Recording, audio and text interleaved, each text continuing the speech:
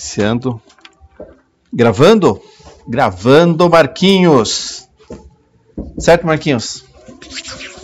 Vamos lá. Hoje, como a gente ficou há 2 semanas, né, tratando do assunto de batismo, então eu vou aproveitar a aula de hoje para a gente fazer um resumo, né, e retomar daí em diante, que fica mais claro aí na nossa memória. Então, deixa eu projetar os slides aqui novamente. Certo, Marquinhos? Sim, senhor? Jesus. Deixa eu ajustar aqui a telinha para ficar desse jeitinho, Marquinhos. E vamos que vamos. Então, nas semanas anteriores, nós falamos a respeito de Trindade. E lembrem que não existe na Bíblia a palavra Trindade. No primeiro século, quando a igreja foi estabelecida lá, Pentecoste, né, e tudo mais, a igreja estava muito preocupada em comunicar o evangelho para todas as pessoas, sem exceção. Então, era muito importante que as pessoas conhecessem, né, a obra de Cristo, o evangelho de Cristo, e não em criar definições, fórmulas e tudo mais. Esse primeiro século foi muito marcado por isso. Curioso é que a igreja, desde aquela época, já tinha um entendimento da presença do Pai, do Filho e do Espírito Santo. E esse versículo que está aí na nossa tela, 2 Coríntios, na verdade, capítulo 13, versículo 14, ilustra bastante aí, né, o entendimento que a igreja tinha desde aquela época, de que havia o Pai, o Filho e o Espírito Santo. Mas a questão da Trindade, ela nunca foi mencionada na Bíblia. Esta palavra Trindade não existe nas Escrituras. E mais do que isso, não existe uma fórmula, né, para explicar a Trindade. Não existe. Né? Veja, Deus não chega assim, em algum momento, e fala, meu povo, eu sou o Pai, aqui do meu lado está o Filho, do outro lado está o Espírito Santo. Nós criamos todo... Não tem isso, entendeu? Não tem um versículo de Deus apresentando para nós esse conceito. Né? E no primeiro século, a igreja conviveu com isso sem nenhuma dúvida, nenhuma questão, nenhuma polêmica a respeito disso. Tanto que nos evangelhos, nas cartas de Paulo, de Tiago, de Pedro, de Judas, né, Hebreus, Apocalipse, nada fala a respeito da Trindade. Apesar da igreja saber que tinha o Pai, que tinha o Filho, que tinha o Espírito Santo. Quando a igreja começa a expandir, cada vez mais, o público da igreja começa a mudar também. Porque começa com um público onde a grande maioria eram judeus, os não-judeus eram a minoria, mas no final do primeiro século, essa realidade já era diferente. A grande maioria dos membros da igreja eram de não-judeus. Então, eram pessoas que não tinham o Antigo Testamento, a tradição do Antigo Testamento como referência, as leis de Moisés. Então, tudo para eles era novo. Como nós, né? Lembra quando nós entregamos a nossa vida para Jesus? Né?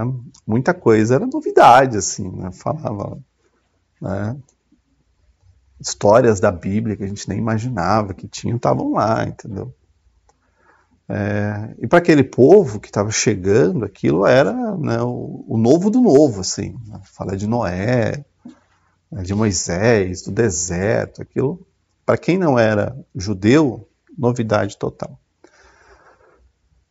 A igreja, naquela época, ela tomou uma decisão de manter o Antigo Testamento como a base para ensinar essas pessoas que estavam chegando e que não tinham a tradição judaica como, né, como base para elas. E o Novo Testamento, ele estava sendo formado. Então, no final do primeiro século, já tinha os 27 livros do Novo Testamento. Mas nenhuma igreja tinha todos os livros do Novo Testamento. Eles tinham o Antigo, mas não o Novo. Então, uma tinha o Evangelho de Mateus, a outra tinha o Evangelho de Marcos, a outra tinha algumas cartas de Paulo. A igreja começou a fazer o quê? Cópias e circular essas cópias. Então, você tem uma carta aí que eu não tenho? Faz uma cópia para mim. Aí eu fazia a cópia e levava. E você tem alguma aí? Ah, eu tenho. Eu estou trocando figurinha. Que figurinha que você tem? É repetida? Então, era um pouco disso, né? Só que, além dessa questão das escrituras, a igreja começou a ganhar muita visibilidade dentro do império, porque os cristãos aumentaram significativamente. E ao aumentar significativamente, começou, então, a hostilidade. Não que já não tivesse, claro que já tinha, né? Só que quando aumenta o número de pessoas se declarando cristãos, a hostilidade também aumenta. E a história conta pra gente que essa hostilidade ela tinha três frentes, né? A hostilidade religiosa. O cristianismo concorria com muitas religiões daquela época. Muitas religiões. E essas muitas religiões estavam perdendo seus adeptos. Se você falar para a carta, para Atos dos Apóstolos, você vai ver uma passagem onde Paulo estava na cidade de Éfeso e as pessoas que entregavam as suas vidas para Jesus começaram a queimar seus livros de magia. E eram muitos livros sendo queimados de magia, porque eles estavam trocando aquela prática religiosa para abraçar o Evangelho de Cristo. E isso é só um exemplo de como que as religiões elas concorriam com o Evangelho. Então, o cristianismo crescia, as outras religiões perdiam seus adeptos e isso gerava hostilidade. Tinha questão social, que as pessoas achavam os cristãos esquisitos, porque eles chamavam todo mundo de irmão, casavam com os irmãos, comiam criancinhas, bebiam sangue. Então achava aquilo uma coisa assim absurda. Tinha muita lenda, né, de coisas bizarras que aconteciam dentro das reuniões da igreja. Porque imagina, eram reuniões fechadas. Só entrava quem era convertido. Da ceia só participava quem era batizado. Então tinha muita lenda, muita... E para combater essa hostilidade social, a igreja usava o seu próprio testemunho de pessoas transformadas e libertas pelo Evangelho. Mas também tinha a hostilidade intelectual, e essa hostilidade intelectual ela foi combatida, vamos dizer assim, no momento em que a igreja começou a se apropriar de tradições filosóficas para explicar para aqueles, né, chamados intelectuais que o Evangelho era coerente com as principais linhas filosóficas que esses intelectuais acreditavam, o platonismo e o estoicismo, que eram, né, os que mais tinham compatibilidade com o Evangelho, né? Platão, por exemplo, já ensinava a existência de um ser supremo, e esse ser supremo, né, ele é onipotente, onipresente, onisciente, ele é imutável, ele é, né, o grande. E a igreja falou assim, olha, mas esse aqui combina com o nosso, né, nosso Deus. Então, no final das contas, os teólogos do segundo e do terceiro século começaram a dizer que a filosofia que os filósofos acreditavam era um pré-evangelho. E que o evangelho era a verdadeira filosofia, porque ensinavam coisas que os filósofos não tinham percebido, porque ainda não havia sido revelado em Jesus Cristo. Isso ajudou o Evangelho a comunicar o Evangelho para essas pessoas ditas intelectuais. Mas havia um problema, né? Que era, e aqui, né, uma frase de Celso, um filósofo dessa época, que dizia, tá bom, vocês estão dizendo que vocês são monoteístas, ser monoteísta era ser inteligente. Olha que coisa engraçada, né? Porque os filósofos, né, como Platão, por exemplo, e todos os... Não, Platão já tinha morrido nessa época, né? Mas todos os que seguiam essa linha, né, do platonismo, que acreditavam que os deuses romanos, os deuses gregos, eles eram, né, delírios de uma sociedade pouco intelectual. E os filósofos, eles achavam muito inteligentes, então nós acreditamos num ser supremo, então quem acredita no ser supremo é muito inteligente, quem acredita em Zeus, em Ártemis, em Diana, é ralé. Eles tinham um pouco isso. E aí Celso falava assim, tá, vocês cristãos, né, estão dizendo que acreditam no único Deus, e tá certo, se vocês acreditam, tá certo, igual nós também acreditamos, nós filósofos inteligentes. Mas o fato é que vocês adoram Jesus, que é um homem que viveu aí alguns anos atrás, décadas atrás, e adoram como se fosse Deus. Então, como que você pode adorar Deus e adorar um homem na condição de Deus? E aí os filósofos tinham, né, esse argumento, né, para rebater a resposta, entre aspas, intelectual que a igreja estava tentando dar, que é, olha, o que nós cremos já estava, né, filosoficamente ensinado por aí afora. E aí a igreja tinha esse desafio, como responder que não, nós acreditamos num único Deus, mas acreditamos que Jesus também é Deus, e aí nem lembraram que tinha também o Espírito Santo nessa conta, porque para eles funcionava da seguinte forma, se a gente explicar como que Deus e Jesus, né, os dois são Deus, o Espírito Santo vai de carona nessa explicação. Esse é o que eles tinham. E aí, esses teólogos do segundo e do terceiro século, eles encontraram na própria filosofia uma forma de explicar. E aí a gente vai para, como a gente está recapitulando, né, a gente vai então aqui para a aula 2, né, que foi o termo, deixa eu voltar aqui, logos, né?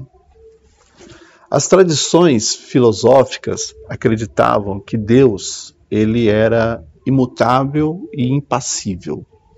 Impassível, na essência, significa que, olha, Deus, ele não sente, ele não reage, ele não comunica, porque ele é um ser muito superior assim para essas coisas. Então ele é impassível. Então nada pode mexer com Deus. Deus não pode amar, Deus não pode se compadecer, porque esses sentimentos, eles não são compatíveis com Deus. Esta filosofia ensinava dessa forma. E como a igreja tinha conectado o nosso Deus com esse conceito filosófico, como que Jesus fecha nessa equação? Aí eles voltaram para a filosofia e descobriram que a filosofia ensinava a respeito do logos, né, como um elemento usado entre Deus e a criação. Então, quem comunica, quem sente, quem fala com a criação não é Deus, é o Logos. E esse Logos, ele tem tudo aquilo que Deus tem, com, né, o detalhe de que é ele quem fala com a criação. E a igreja falou assim, ó, tá aí, ó. Jesus está lá. Eu acho que os caras deram muita sorte, né, para ser bem honesto, porque lá em João capítulo 1, versículo 1, em cima para o Marquinhos, aqui embaixo para nós, né? Então o Marquinhos lê aqui a parte de cima, a gente lê aqui de baixo, mas vamos só ler a parte de baixo, tá bom, Marquinhos? Porque a gente está só recapitulando, tá? Então, olha, até destaquei a palavra logos ali em roxinho, porque logos é uma palavra grega do gênero masculino. Por isso que para o português foi traduzido como o verbo. Mas tem algumas traduções que traduzem como palavra, porque logos significa palavra. Palavra, do grego para qualquer outro idioma. Mas como é um palavra, né? O grego logos é uma palavra do gênero masculino, então para o português muitas traduções acabaram chamando logos de verbo. Por isso que a gente tem aqui nessa tradução, a Nova Almeida atualizada manteve o termo verbo, mas tem outros que vão chamar palavra, enfim, tudo mais. Então eles aproveitaram a existência deste versículo e subsequentes a esse, João capítulo 1, para frente, para dizer, não, o nosso Jesus, que nós adoramos como Deus, ele é o Logos, que os filósofos tinham entendido como a comunicação entre Deus e a criação. E como, né, Logos significa palavra, significa verbo, tinha tudo a ver com comunicação, com falar, né? E eles começaram a ensinar que quem falava para os profetas era Jesus, porque Jesus é o Logos, Jesus é a palavra. Então, a partir, né, dessa explicação, eles começaram a ensinar que, olha, Jesus é Deus, porque ele é o Logos, e o Logos não é uma criação de Deus, o Logos é a manifestação de Deus. E nesse 2º, 3º século, isso acabou ficando claro para as pessoas, não, está tudo certo, então já que é assim, é assim.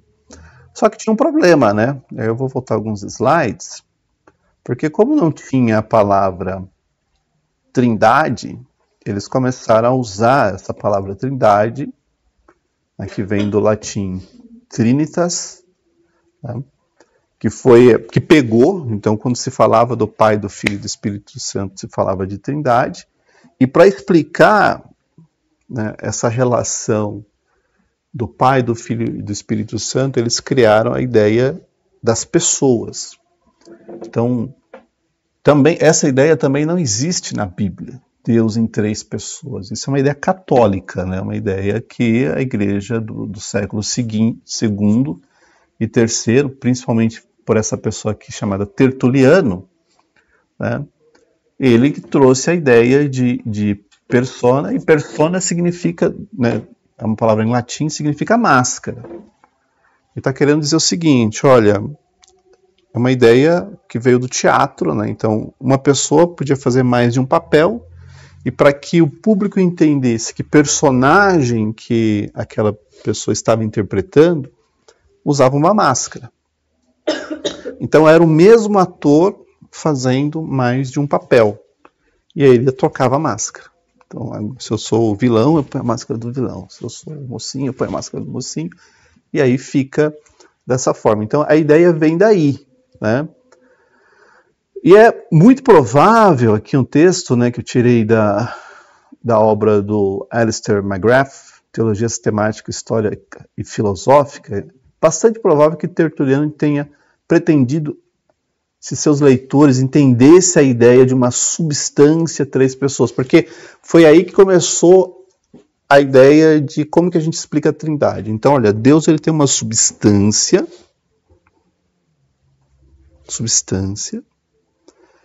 e aí 3 pessoas. Aí eu estou vendo a cara de vocês, do tipo, meu Deus do céu, será que eu estou entendendo exatamente? É confuso, porque não explica muita coisa, tá? Porque no final das contas, estamos nós aqui, seres limitados, né, em conhecimento e entendimento, tentando explicar uma coisa que a gente não entende. A gente não entende Deus. Entende, Marquinhos? A gente nem entende a gente mesmo, né, Marquinhos? A gente acorda de um dia bem-humorado, no outro tá mal-humorado, aí daqui a pouco melhora de novo e fica ruim. Nem a gente consegue entender. Como que a gente entende Deus? Mas a igreja tinha uma preocupação de explicar para essas pessoas, né, o que elas estavam acreditando, quem era, né, o Pai, o Filho, o Espírito Santo, porque não era uma coisa simples. Só que ao mesmo tempo eles queriam manter uma coisa num nível intelectual muito elevado, né, para poder atrair uma audiência mais culta, mais inteligente. Não precisava ser, né, uma coisa que os filósofos, os intelectuais da época também, né, concordassem. Nossa, isso aqui é fantástico. Então eles tinham esse desafio, que era explicar para a pessoa comum, né, uma coisa que não era fácil de ser explicada, e tentar cativar os intelectuais daquela época, porque esses intelectuais eles tinham muito apreço, né, eles eram muito admirados pelos imperadores. Então, se a gente ganha a simpatia dessa turma, o imperador pode ser que alivie aqui para a gente e não nos persiga tanto. Século II, século III, perseguição era a coisa mais comum daquela época. Então, a ideia das pessoas vem daí. Então, quando você fala assim, ou você ouve, né, Jesus, Filho, Espírito Santo, Pai, 3 pessoas, isso não está na Bíblia. Isso é a forma como o século II, o século III encontrou para explicar a existência do Pai, do Filho e do Espírito Santo, todos eles sendo Deus, mas são 3 deuses ou não? Como que a gente chega nesse consenso? Para aqui para perguntar, o que parece para vocês? Fala aí, Marquinhos.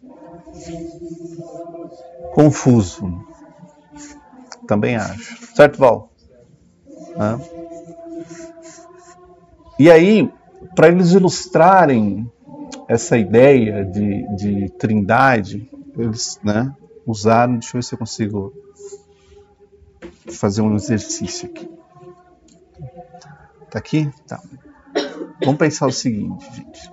Olha só como que eles tentaram comunicar a ideia de trindade. Imagina, né, que isso aqui fosse o Sol. Imagina que isso aqui fosse o Sol. Tá? O nosso Sol. O que tem no Sol, Marquinhos? Calor. Muito bem. O que mais que tem no Sol? Brilho. Vou chamar de luz, tá bom? Então eles falaram o seguinte, pensa que o Pai é o Sol. E pensa que o Filho é a luz. E o Espírito Santo é o calor. Tudo vem do mesmo lugar. Só que o calor, ele emana do Sol. E a luz, né, é o que brilha tudo. Aí, eles não inventam essas coisas do nada. Eles pegam aquele versículo de Jesus falando que é a luz do mundo. Tá aí, ó. Jesus não disse que é a luz do mundo. Então pensa no Sol, né, o Pai, aí a luz, o Filho, o calor é o Espírito Santo. Por quê? Como que o Espírito Santo desceu? Lá no Pentecoste. Chama de fogo na cabeça das pessoas. Aí, ó. Né? Então eles começaram a usar esses símbolos, esses elementos, para tentar explicar, né, como que a Trindade estava configurada. Né? Não foi somente essa explicação, teve outras. Tá? Mas essa talvez foi uma das primeiras que eles tentaram explicar como que funciona a Trindade. Acontece que a Trindade sempre foi, Marquinhos, e sempre vai ser um assunto bem difícil de explicar. Vamos pensar de uma outra forma, tá? Imagina que a gente tivesse aqui 3 copos. 3 copos, Marquinhos. Beleza? Então eu vou tentar desenhar aqui o copo 1. Vou desenhar aqui o copo 2. E vou desenhar um copo 3. Façam de conta que os copos são iguais. Certo, Marquinhos? Mesmo tamanho, mesmo diâmetro, cabe a mesma quantidade de líquido. Vamos imaginar o seguinte, que no primeiro vai ser esse cara aqui, ó. Eu vou colocar um café. Ô, Marquinhos, você não toma café, né? Trago a aula. Mas esse C pode ser o chá também, tá bom? É. Vou dizer que esse copo 2 aqui tem suco. E vou dizer que esse copo 3 aqui tem refrigerante. Mesmo copo. Imagina que o copo seja a forma como a gente entende esses líquidos. Tá? O copo é isso. Mesmo copo, mesmo diâmetro, cabe a mesma quantidade de líquido, mesmo volume. Vocês concordam que o café, o suco e o refrigerante, os 3 são líquidos? Sim. Né? De certa forma, né? Vocês concordam que, de certa forma, os 3 são bebidas? Sim ou não? Então, eles são líquido e eles também são bebidas. Ok? Vou colocar aqui. Opa, precisa clicar no lápis. Então, são líquidos e são bebidas. Até aqui, tudo bem? Estamos juntos? Então, eles compartilham algumas características entre eles, né? São bebidas, são líquidos. Podemos beber o café, Marquinhos? Menos você, né? Se fosse chá, né? Tá. Mas vamos lá, eles são iguais?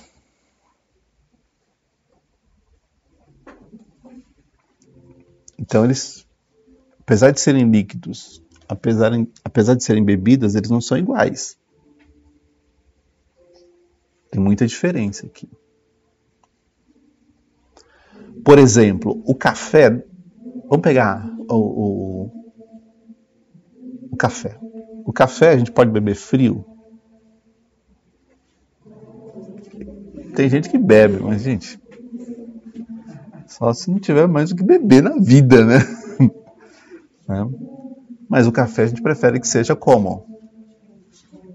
Quente, Marquinhos, igual o chá que você prefere, entendeu? E o refrigerante? Dá para beber refrigerante quente? A gente prefere o refrigerante como? Geladinho, né? Cubos de gelo. O suco. Bem, dependendo do suco, dá até para encarar ele na temperatura ambiente. Mas se puder ser geladinho, também ajuda, né? Se eu misturar os 3, o que vai acontecer? Ninguém vai querer tomar, né? Pronto. Vai dar uma coisa ruim aí, né, Luiz? Vai dar uma coisa ruim. Tá bom, não vamos misturar os 3. Vamos misturar só 2, então. Vamos misturar o suco com o café. Também vai ter quem tome. Pode ter certeza que vai ter quem tome. Mas não acho que vai ser uma coisa que vai agradar todo mundo. Então, quando a gente pensa na questão da Trindade, deixa eu voltar para cá, a gente não está falando de 3 seres com algumas semelhanças, como café, a água, o café, o suco e o refrigerante, e com diferenças. A gente não, né? O Pai, o Filho e o Espírito Santo não poderiam ser comparados com uma coisa assim, porque por mais que eles tenham algumas coisas parecidas, todos são líquidos, podemos bebê-los, mas cada um é um. Cada um, né? E eles não combinam. Você não vai beber o suco, o refrigerante e um café como se fosse uma coisa só. Não dá. Então vamos jogar essa comparação fora. E vamos fazer uma outra comparação aqui. Marquinhos. Imagina, Marquinhos, mais 3 copos. Deixa eu ver se eu consigo desenhar aqui. 3 copos, Marquinhos. Novamente, acreditem que eles são iguais.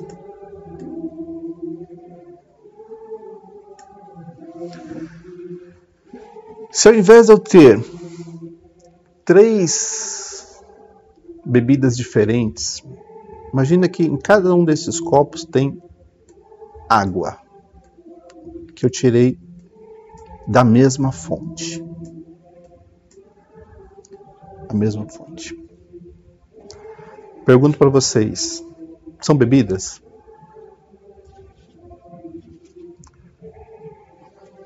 Vamos ver que são líquidas, estão ali nos copos. Tem o mesmo gosto? Tem o mesmo gosto. Se eu tirei da mesma fonte, vocês concordam que elas são exatamente iguais, independente do copo que elas estão? É água. Tirei da mesma fonte. Imagina que os copos têm, de novo, a mesma... São iguais, com a mesma capacidade.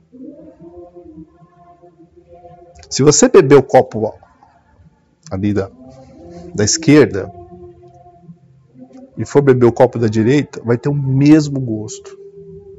Estiver na mesma temperatura. Tem tudo igual. Não tem diferença entre o primeiro, o segundo e o terceiro. Se eu pegar esses 3 copos e misturar, vai mudar alguma coisa? Vai mexer no gosto? De novo, eu peguei da mesma fonte, então, da mesma origem, então, são iguais. Coloquei em 3 copos, separei, juntei. Mudou o gosto? Não. Né? Continua sendo água? Quando eu juntei, continuou sendo água. Né? Então, se você vê 3 copos da mesma fonte, independente se ele é A, ou B ou C, com a mesma quantidade, faz diferença se você vai pegar o da esquerda, da direita ou do meio? Se é exatamente igual, assim, sem diferença nenhuma, você pode pegar o que você quiser. Porque tudo tem a mesma água, está tudo na mesma temperatura, está tudo com o mesmo gosto, o mesmo sabor. Né? Se eu quero o do meio, se eu quero o da ponta, não tem diferença entre elas. Se eu combinar, continua sendo água. Se eu separar, continua sendo água. Pensa o exemplo do suco, Marquinhos. Se eu combinar os 3 aqui, deixa eu ver se eu consigo voltar para aquela telinha. Opa. Se eu combinar esses 3 aqui, Marquinhos, não dá para separar depois. Misturou tudo. Mudou o gosto, mudou, né? Porque o suco ele tem aquela, né, propriedade diferente do refrigerante, aí não dá para separar depois. Esse aqui, se eu juntar, não estou mudando. E eu consigo separar, consigo voltar para cada copo, sem problema nenhum.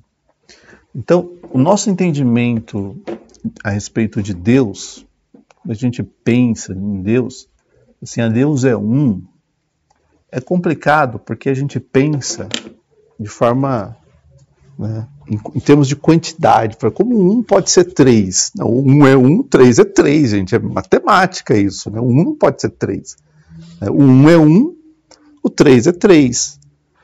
O 3 é 3. O que a gente está querendo dizer é que tanto o Pai, quanto o Filho, quanto o Espírito Santo são três, são distintos. O Pai é o Pai, o Filho é Filho, o Espírito é Espírito. Né? Eles não são, né, a mesma entidade colocando um chapéu, uma máscara diferente. São três. Eles existem de forma individual. Só que eles têm a mesma essência. A mesma essência, na mesma quantidade, na mesma proporção. Né? Sem hierarquia, sem diferenciação. Não. A água do pai é com gás, a outra é sem gás, uma está mais gelada. Não, são exatamente iguais, sem diferença nenhuma. E esse exatamente igual que eu falo para vocês é exatamente nesse contexto bíblico aqui, ó. Os três são perfeitos. Porque se um fosse maior do que o outro, um seria mais perfeito do que o outro. São perfeitos. E uma das coisas mais bonitas da perfeição é que a perfeição, ela não tem escala. Perfeito, mais que perfeito, tem no português, né? Mais que perfeito, perfeito. É perfeito. É eterno. Né? Um não inventou o outro. Sabe? Não, eu sou o pai, aí eu inventei o filho, aí o filho inventou o Espírito Santo. Eles são eternos. Né? E eles são soberanos. Então, quando a gente fala que Deus é um, matematicamente a gente sabe, 1 não é igual a 3, não existe isso. O que a gente está querendo, o que a gente precisa entender é que como ser divino, e não ser humano, e você sabe, quando a gente fala do ser humano, a gente está falando do quê? Do Marquinhos? Não, a gente está falando da humanidade, né? Certo, professoras? Né? Está falando da humanidade. O ser humano. Quando a gente está falando de Deus, a gente está falando do ser divino, da divindade. E como ser divino, o nosso Deus é perfeito, eterno, soberano. Não tem mais, não tem menos, eles são exatamente iguais em tudo aquilo que define um ser divino. Então, o Pai é o Pai, o Filho é o Filho, o Espírito é o Espírito, porque eles são três. E aí você pode perguntar, mas quem garante que não tem um quarto que a gente não sabe? As Escrituras não revelaram, só revelaram os três. Então são os três. E a coisa mais incrível nisso tudo, para terminar, é que a gente acaba percebendo que a divindade não é solitária. Imagina, Deus sozinho. Só ele lá, sozinho. Não é solitária. Só Deus lá. Tem o Pai, o Filho e o Espírito Santo falando, façamos o homem conforme a nossa imagem, segundo a nossa semelhança. Então é uma trindade que pensa junto, que planeja junto, que constrói junto, né, que trabalha junto. Aí você tem, né, Deus falando, quem é que vai por nós? Quem que nós enviaremos? Né? Então você vê uma trindade colaborando para que a humanidade, nós aqui, consigamos perceber que Deus não é um ser solitário, mas Deus, como ser divino, tem o Pai, tem o Filho, tem o Espírito Santo, sem um ser maior do que o outro, ou mais importante que o outro. Os três exatamente iguais, mas os três trabalhando para redimir a criação que eles planejaram lá na eternidade. Porque eles sabiam de todas as coisas. Todas as coisas. E o legal da Trindade não é tentar entender aquilo que a gente não entende. A gente não entende o ser divino. Mas o legal da Trindade é saber que no Antigo Testamento a gente tinha o Pai, o Filho, o Espírito Santo. No Novo Testamento, Pai, o Filho e o Espírito Santo. E hoje, Pai, Filho e Espírito Santo. Enquanto a gente vê o Filho morrendo na cruz para nos salvar, hoje a gente tem o Espírito Santo habitando em nós. Então, o mais maravilhoso na Trindade é saber que tanto o Pai, o Filho e o Espírito Santo estão trabalhando para salvar esta humanidade. Ou seja, para nos salvar. Porque imagina se Jesus tivesse morrido na cruz, indo embora, e o Espírito Santo não estivesse aqui. Você consegue imaginar a sua vida sem a presença do Espírito Santo? Ia ser exatamente igual, e o que a gente teria aqui era uma religião. Mas a presença do Espírito Santo em nós faz uma diferença incrível. Incrível. Então, a gente para por aqui para seguir exatamente nesta linha. A gente não está interessado em quantidade, o 1 ser 3, porque a gente não explica isso. Né? A gente não explica isso. A prova que a gente não explica isso, olha, pensa nisso aqui. Ó. Eu vou terminar, mas pensa nisso aqui. Pensa nisso aqui, Marquinhos. O que vocês estão vendo aí na tela? Além de 2 rabiscos. 2 números. Correto? Pergunto para vocês. Quantos números tem entre 1 e 2?